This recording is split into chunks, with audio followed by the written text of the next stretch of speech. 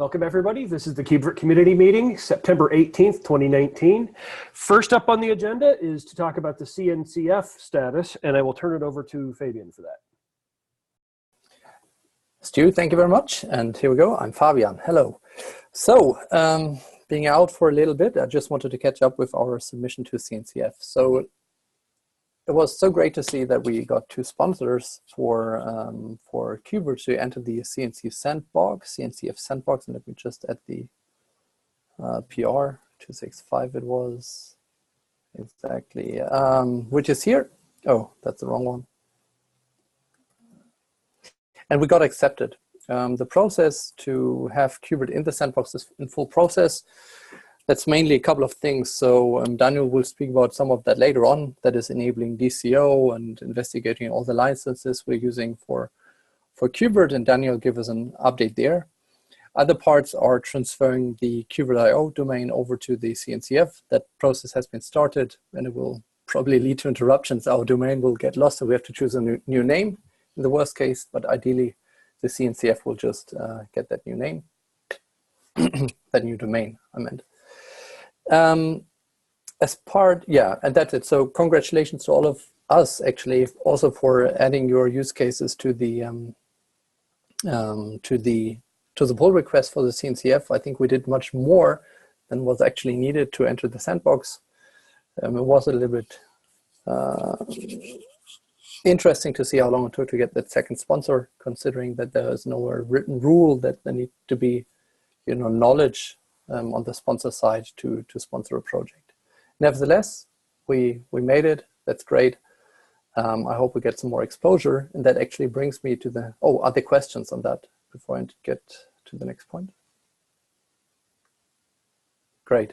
So the next point is actually a direct outcome of us entering the CNCF sandbox. That is that we got 2 sessions, and actually, I'll add that later on. So we got 2 sessions at the upcoming KubeCon North America, an intro session and a deep dive.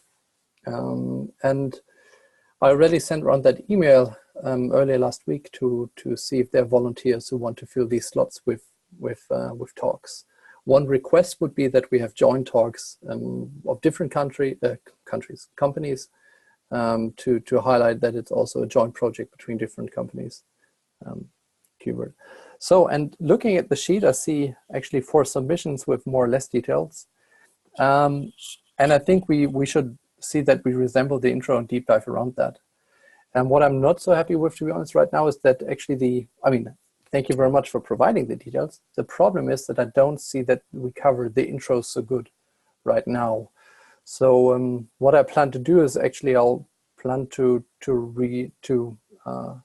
sort that sheet a little bit and then reach out to the 4 people on that sheet to sort out who wants to do the deep dive and who wants to do the intro, and then see how we can fit the topics which are laid on the sheet into the intro mainly, because the problem with the topics is that they are quite special, and we need to see how we can retrofit those topics to also cover the intro, because otherwise I don't see how we have material for the intro. So that's how I plan to follow up. It's good that we have 4, because then we have a speaker and a co-speaker for both talks, and that's nice. One question, timeline. I recall this was mid to late November. Is that correct? Do we know the dates? They changed it. So it used to be at the beginning of December, but yes, it was late November. That can be, let me see, Cube. It's now, yeah, it's November 18 to 21. Ah, thank you. So it's a little bit earlier this year. Maybe there were complaints about getting Christmas presents and so on and so forth. The other thing we got is actually, we can speak about KubeVirt at the, I think it's CNCF pods, which is like a booth area, but smaller pods. And I'm still following up with the CNCF if we can have some presence there. I still need to get some details, but if you plan to attend, then maybe you want to spend an hour or 2 to speak about KubeVirt at those pods. I expect that we get some time there, although I don't know the details yet.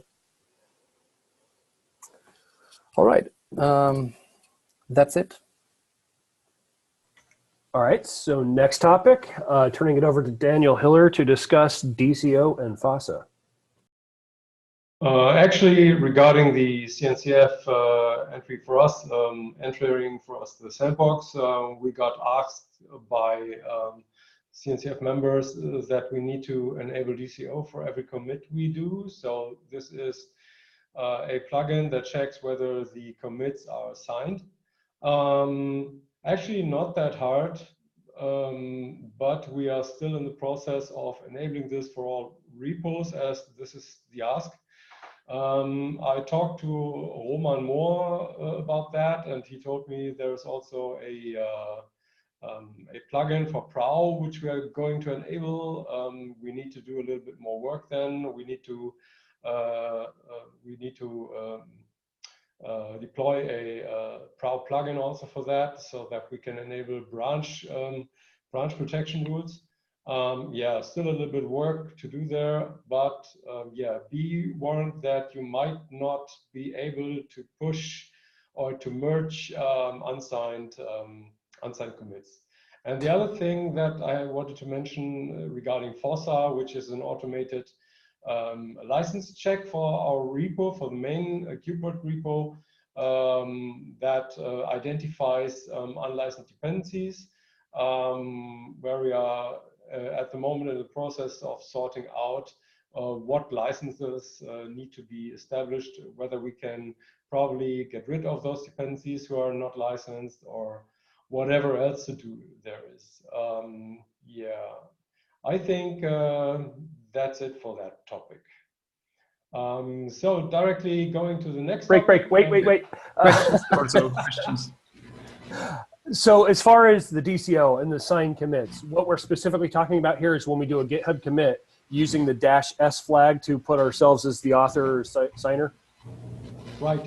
I already sent an email to the KubeVirt mailing list about that. I think that a couple of guys at least must have seen this, so I thought this should not be totally new. But yes, like you said, it's just the -s flag for signing commits. Okay, I have a question. First, we might publish a pre-commit hook for people to add to the repo, so it will automatically do that for every commit. I mean, we can question whether that's voluntary then. If we require that it's signed, it should be an action that the user actually decided that he's conforming with the requirements. But it's exactly a text. The point. It's a text line though, so I can put whatever I want into my commit messages, and it's not provable. We are not enforcing any GPG signatures, as far as I know. No, we are not. That's correct. Yeah, in general, DCO is questionable if it has value or not. It's just which some foundations or projects do, because in case there is something happening, it might help. But no one knows so far. Especially if you have especially if you have a newer license like GPL v3 or Apache 2. For GPL v2, it might. I think might it's, yeah. Anyway, we do it, and we just want to be part of that foundation. It's a requirement from the foundation. That's why we do it. Everyone can do a pre-commit hook himself if he likes, but that's up to the engineer. I'd say we don't provide anything from my perspective. No, I mean we might give them a helping hand with that, so they don't forget. Yeah, I mean, putting it into the right Git directory is also something you have to do manually. So that might be like for all my future commits, I agree with the rules. I think that there is an option which you can enable in git config, where you can just turn this on for either for a repo or for all commits. Yeah, I think so. Even better. Yeah, even better. But I will follow up on that as a good point. Just a small mail to the KubeVirt community, or even some addition to the README probably should be good. Okay. What I also wanted to say is we're going to use the Prow plugin and the branch protector, because this allows us to. This automatically sets jobs as required across the whole organization if we want to. So this helps us enforcing this, compared to just enabling the external DCO service. Yeah.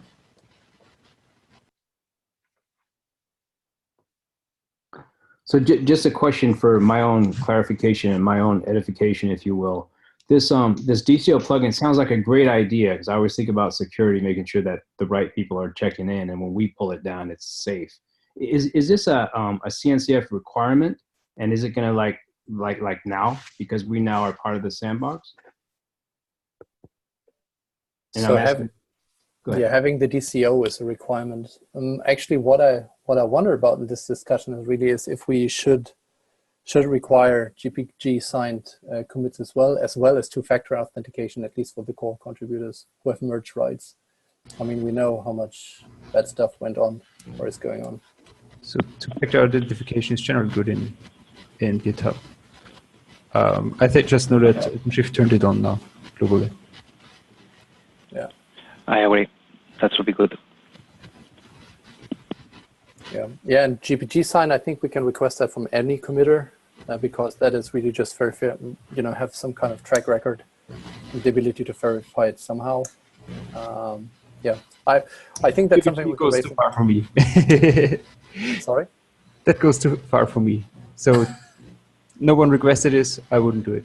Yeah, I would request it on the mailing list just to increase the confidence in the code we commit. And as we hear, Dennis was also, wondering how we can ensure confidence in this. I don't even have to do that on Kubernetes. Sounds strange.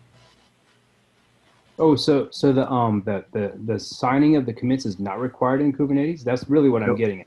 No. Is not? No. Then why are they're requiring us to do it? So there is the DCO signing is an alternative to signing a CLA. So in Kubernetes, you sign a CLA once, and it's connected to your GitHub account. What I'm trying to get at is also in Kubernetes is enough that it's your account which is contributing the code. Okay, so they're trusting that when you sign that thing with a GitHub account, they're trusting you. Yeah, so and in Kubernetes and in KubeVirt now we have a more lightweight method which is also allowed by CNCF. That's the DCO, and there you just do a sign off line into your commit. That's what they request as an alternative. We could also have a CLA if we like.